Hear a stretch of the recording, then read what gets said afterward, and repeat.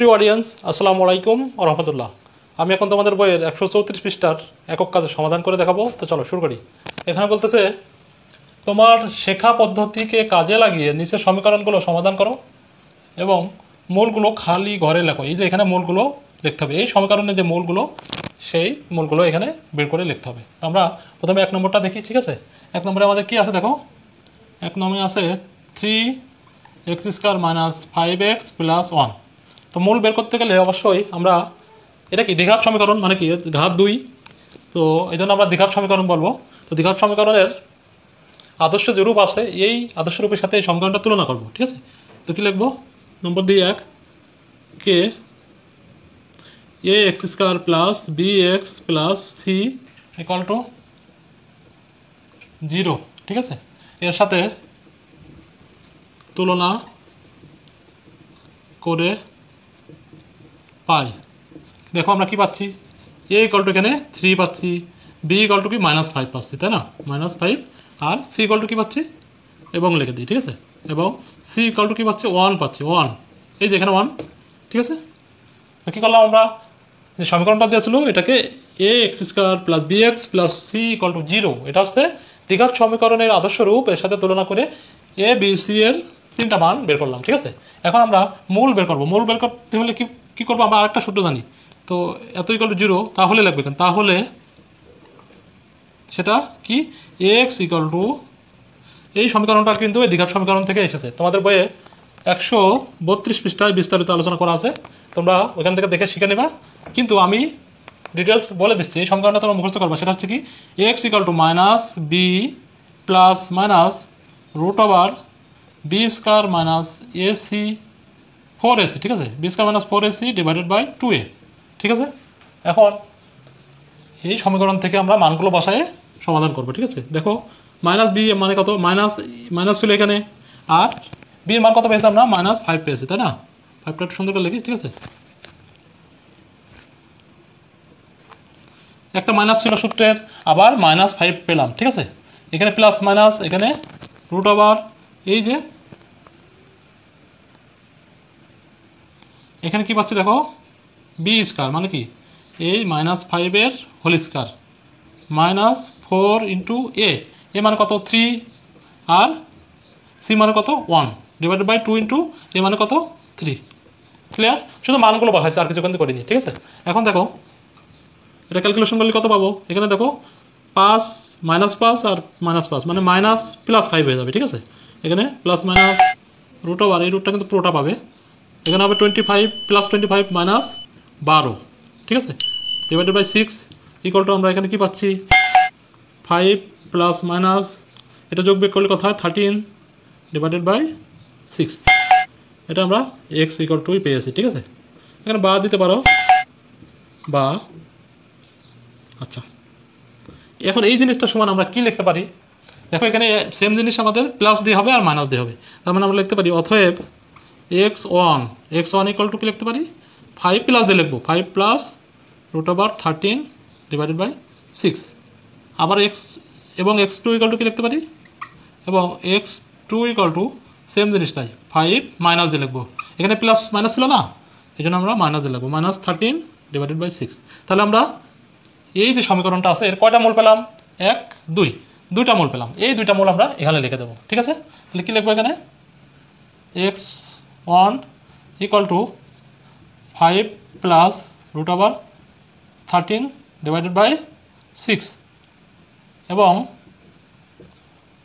x2 = 5 - √13 / 6, 2টা মূল, ঠিক আছে? সমীকরণ কয়টা মূল পেয়েছি, 2টা মূল পেয়েছি। সেম ওয়েতে আমরা এই বাকি 2টাও সমাধান করতে পারবো, ঠিক আছে? বাকি 2টা শুরু করি, এটা মুছে দিই। 12x² - 11x + 2 = 0, ঠিক আছে? তা কি লিখবো, এটা একসাথে লেগে গেছে, কে ax² + bx + c = 0 এর সাথে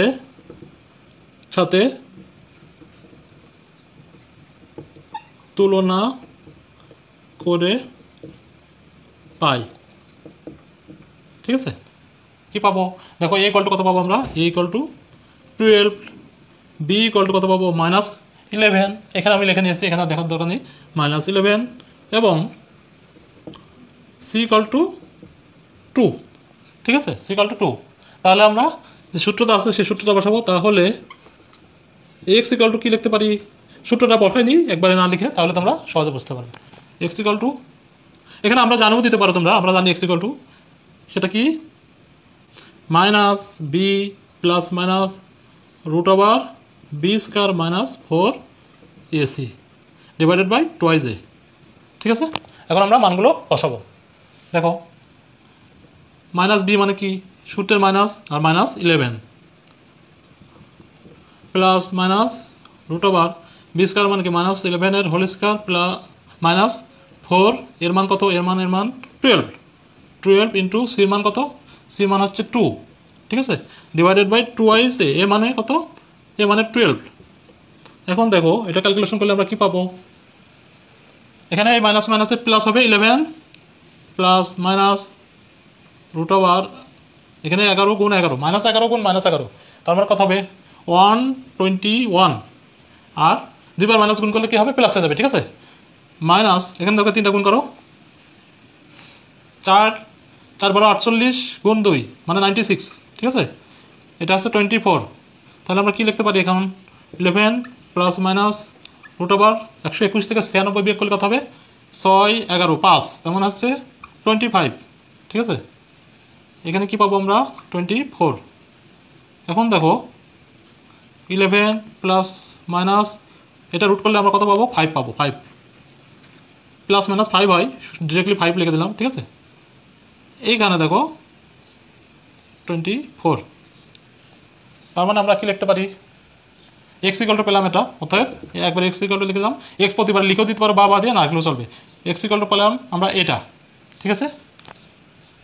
এখানে 25 রুট করলে 5 হয়েছে, এই জন্য অতএব আমরা x1 ইকুয়াল টু কি লিখতে পারি, প্লাস দিয়ে লিখবো 11 প্লাস 5 ডিভাইডেড বাই 24 সমান সমান দেখো কত পাচ্ছি 16 24 ইকুয়াল টু, এখানে যদি কাটাকাটি করে 8 দিয়ে, তাহলে উপরে 2 পাচ্ছি আমরা, আর নিচে পাচ্ছি 3, ঠিক আছে।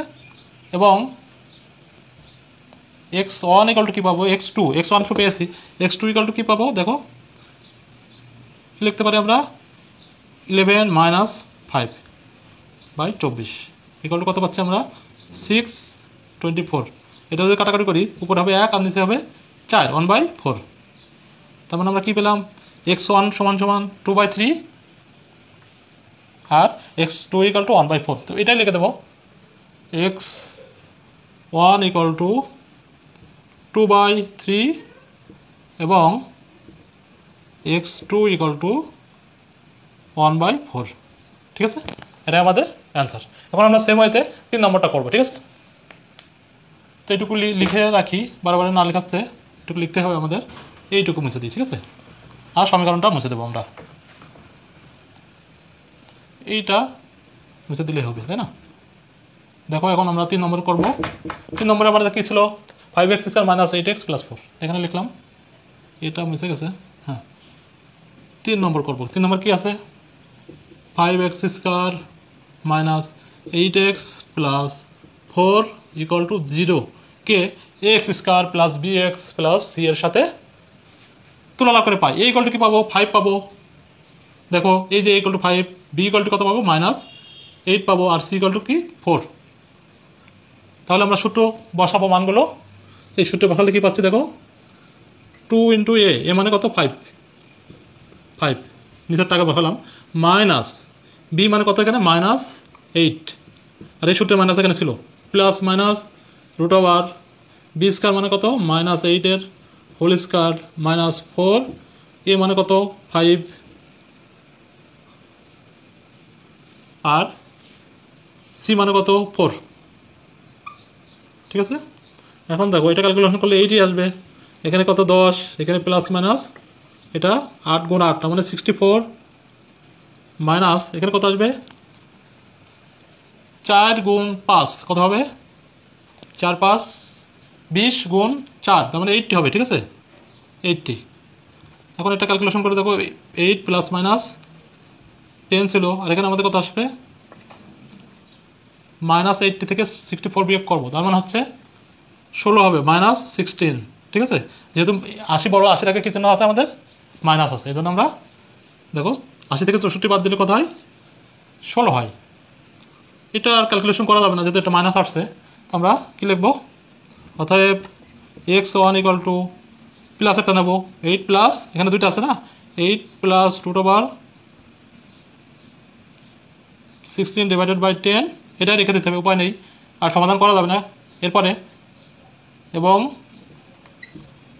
x2 ইকুয়াল টু কি লিখতে পারি, 8 মাইনাস